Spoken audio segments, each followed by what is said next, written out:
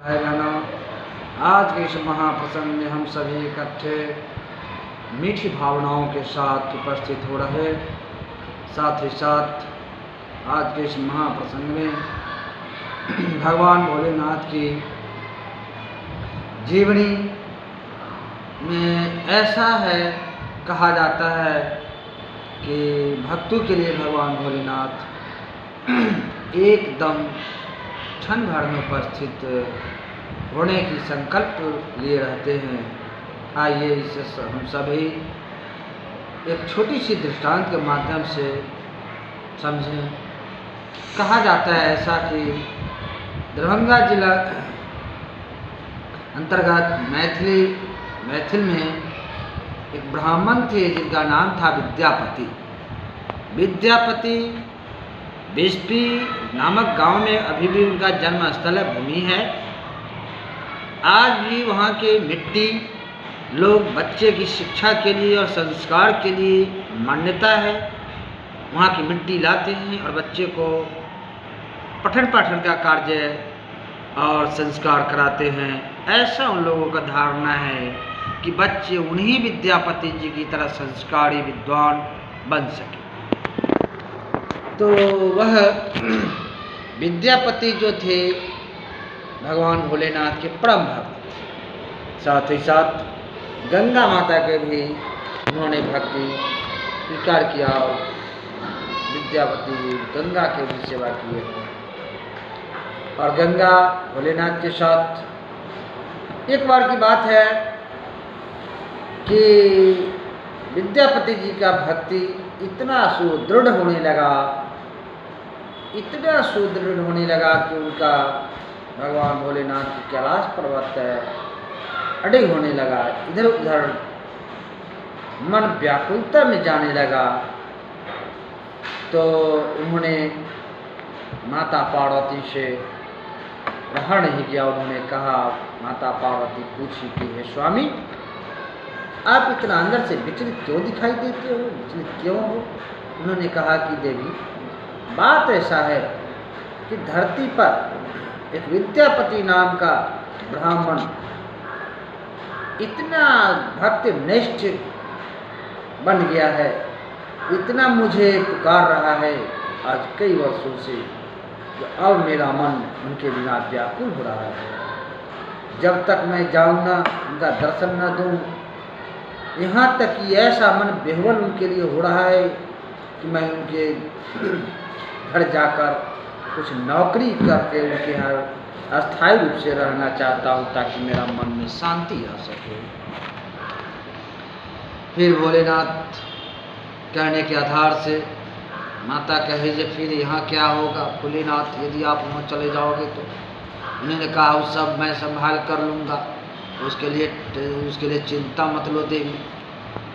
और कहते कहते भोलेनाथ ऐसा होता है कि अंतर्धान हो जाते हैं और बिस्पी गांव के मुख्य चौराहे पर एक बाल अवस्था का रूप धारण करते हैं और साधारण बालक के रूप में, गरीब के पुत्र के रूप में उपस्थित होकर सभी समाजगण के वहाँ पर उपस्थित लोगों से कहते हैं कि दादा जो जिस लायक है, दादा बाबा चाचा कहकर संबोधन करते हैं कि आप लोग मुझे कहीं नौकरी धरा दीजिए। मेरी माता भी नहीं, पिता भी नहीं, अनाथ बच्चा हूँ। मैं किसी ब्राह्मण के यहाँ रहना चाहता हूँ, ताकि मैं हल्का हल्का कार्य कर सकूँ, फूल पूजा के लिए फूल ला सकूँ, स्नान के लिए पानी भर सकूँ। मैं इतना छोटी छोटी सी काम करने लायक हूँ। जब उन्होंने कहा तो लोगों ने सोचा कि ऐसा करते हैं कि विद्यापति दादा के घर एक भी बच्चे नहीं हैं और वे लोग परेशान भी रहते हैं पूजा पाठ के लिए, इनको वहीं रखवा देते हैं। जो ही विद्यापति जी का नाम अंतर्यामी भगवान भोलेनाथ सुने तो वहीं खुश हो गए और कहे, हाँ दादा, उन्हीं के यहाँ रखवा दीजिए, इसलिए कि मुझे काम की भीड़ भी कम होगा। और भोलेनाथ की मन की ही बात हो रहा था। उन्होंने जाकर वहाँ रखवा दिए और रहने लगे। वर्षों वर्ष बीते। इसी कार्तिक महीने में गंगा स्नान का ख्याल समय था और भोलेनाथ उगना रूप में, उनका नाम विद्यापति जी ने उगना रख दिया। और उगना इतना दादा के दुलारे बने कि उनकी आंखों के तारे बन गए थे। एक दिन कार्तिक महीने में गंगा स्नान के लिए सारे यात्री जा रहे थे, जिसमें इनसे भी पूछा गया उगना गंगा स्नान चलवा। उन्होंने कहा कि हाँ दादा चलेंगे, क्यों नहीं, हमारा काम क्या है दादा का सेवा करना। तो चल पड़े, निकल पड़े। वहाँ जब निकल पड़े तो माथे पर गट्ठर, उगना अपने माथे पर गट्ठर रख लेते हैं, लोटा रख लेते हैं, निकल पड़ते हैं। अब भगवान भोलेनाथ की महिमा कुछ और ही होता है कि कार्तिक महीने में इतनी तेज प्यास लग जाना, ये भोलेनाथ की ही आंतरिक कृपा थी।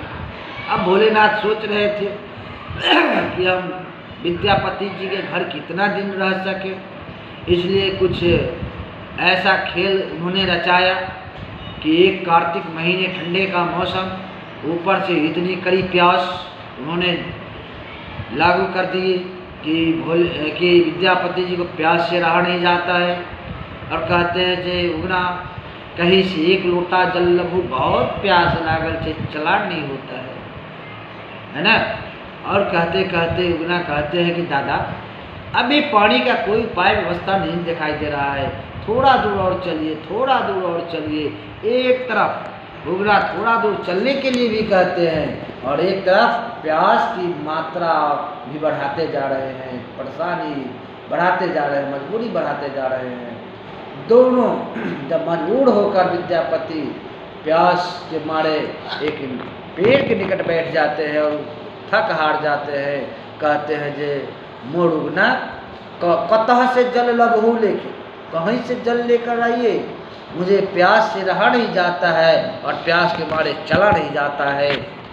वैसी अवस्था में भगवान भोलेनाथ उगना रूप में होते हैं और जाकर इतनी मजबूर कर देते हैं उनको भी कि अपने एक झाड़ी में छुपकर जटा से गंगा जल निकाल कर और लोटा में लाते हैं और कहते हैं दादा, उगना रूप में पुनः स्थापित होकर कहते हैं दादा गंगा जल पी लो। मैंने सीधे बोले कि जल पी लीजिए दादा और चलिए यात्रा कीजिए। ज्यों ही एक घूंट भी जल की पानी पीते हैं, जल पीते हैं, त्यों ही उगना एक ही रट विद्यापति जी लगाते हैं, उगना जल कतः से ललहू, उगना जल कतः से ललहू, उगना जल कतः से ललहू। अब इसकी भेद बताने के लिए ताकि जल के भेद दियो मुहि बताए, हे उगना ये जल कहाँ से लाए हैं, इसका भेद मुझे बताइए। अब उगना कहते हैं कि दादाजी पानी पी लो और अपना यात्रा करो। कहीं से तो पानी नहीं ले आया, सरोवर से ले आया हूँ, फलाने जगह से ले आया हूँ। छुपा छुपा कर बात करते हैं, लेकिन भोलेनाथ छुपाते छुपाते थक जाते हैं और एक ही रट लगाते हैं, विद्यापति अब यह जल हम तभी पीबे जबकि जल के भेद देवहू बताए। मोर उगना मोर जल कतः से ललहू। कहते कहते परेशान, अब भोलेनाथ को रहाया नहीं जाता है। सोचते हैं जब तक इनको मैं बता नहीं दूँ तब तक प्यासे मर जाएंगे, लेकिन पानी नहीं पिएंगे। अब उसी जगह अपना पूरा कैलाश पर्वत का रूप धारण करते, कैलाश पर्वत पर स्थित जटाजूट धारण किए पूरा विस्तारित रूप भोलेनाथ दर्शन देते हैं त्रिशूल डमरू सहित, और उनके दर्शन से पाकर उनका जीवन गदगद हो जाता है, चरण से लिपट जाते हैं विद्यापति जी और कहते हैं मोर जन्म आज सुफल भयो। विद्यापति जी आत्मविभोर हो जाते हैं और कहते हैं आज मोरा जन्म सुफल भयो, सुफल भयो जन्म अजमेरा। भोलेनाथ के दर्शन पायो, सुफल भजन अजमोरा। इस प्रकार से बहुत भोलेनाथ के ब्लॉक खुशी से पागल, लेकिन भोलेनाथ कहते हैं, हे विद्यापति, अभी के अभी सावधान हो जाओ। ये जो घटना है, मैंने आपको साक्षात दर्शन दिया है, ये किसी को आप बताना नहीं। एक हम जाने, आप जानो, तीसरे व्यक्ति को नहीं बताना। कि ये उनको रख बीच में समझाकर और पुनः उगना रूप में आ जाते हैं। लेकिन भोलेनाथ भी यहाँ पर थोड़ा सा मिस कर जाते हैं। कि भोलेनाथ खुद कहते हैं कि भगवान श्री हरि विष्णु भगवान ने कौशल्या माता को रूप साक्षात दर्शन करके और पूरे दर्शन के बाद उन्होंने स्मृति के बाद विस्मृति लागू कर दिए। देवकी माता को भगवान श्री हरि विष्णु भगवान चतुर्भुज रूप धारण करके दर्शन दे के और स्मृति के बाद विस्मृति लागू कर दिए। लेकिन भगवान भोलेनाथ विद्यापति जी को स्मृति के बाद विस्मृति लागू नहीं कर सके। उन्होंने सोचे कि मैं चेता दिया, नहीं कुछ होगा, एकदम शांति में आ गए। और वहाँ से विष्णु भोलेनाथ कहते हैं कि दादा अब तो यात्रा करो, अब गंगा यात्रा करो। इसमें क्या कहते हैं? भोलेनाथ कहते हैं कि नहीं, अब मैं गंगा की एक जब हमारा तो साक्षात तू ही भोलेनाथ छहो। अब हम साक्षात तोरी दर्शन कर लेली तो गंगा हम की करे जाइए। गंगा स्नान नहीं जाते हैं और वहाँ से वापस चले आते हैं। जब वापस आ जाते हैं तब तक पूर्वभांति इनका पूजा पाठ जैसे हो रहा था। लेकिन एक दिन की बात और ये अनमोल घटना होता है, मीठा घटना ये होता है कि सुबह के समय जब विद्यापति जी पूजा के लिए स्नान करने जाते हैं, इधर पंडिताई को कुछ मालूम नहीं है, आखिर मालूम हो कैसे। तो पंडिताई तो उनको जाने चरवाहा पूछ रहे हैं। उन्होंने कहा कि उगना ऐसा करो, जाकर तुम पड़ोसन से आग लेकर आ जाओ ताकि दादा को पूजा कर सके और मैं भोजन भंडार बना सकूं। थोड़ा आग लाने के क्रम में उगना से बगल के नर नारी पड़ोसन सब कुछ पूछने लग गए, अरे दादा के साथ मेला गए हो तो क्या खरीद दिया, क्या खिलाया, क्या पिलाया, कैसे गया, ये पूछने के क्रम में थोड़ा विलम्ब करा देती है। यहाँ पंडिताई थोड़ा इंतजार भारी लगता है, परेशानी आ जाता है, मन क्रोध में चला जाता है। और जो ही उगना आग लेकर प्रवेश करते हैं त्यों ही वह पंडिताई क्रोध से पागल हो जाती है और उगना को मारने के लिए दौड़ती है ना। और परेशानी मन से मारने के लिए दौड़ती है। वह उगना जाकर अपने विद्यापति दादा करते करते उनसे लिपटते हैं। लेकिन फिर भी ब्राह्मण का क्रोध शांत नहीं होता है और डंडा चलाने पर आ जाती है। तो विद्यापति जी का एक ही मन में भाव उत्पन्न होता है कि हमारे रहते भोलेनाथ पर यदि हमारी पंडिताई हाथ छोड़ देगी तो अनर्थ हो जाएगा।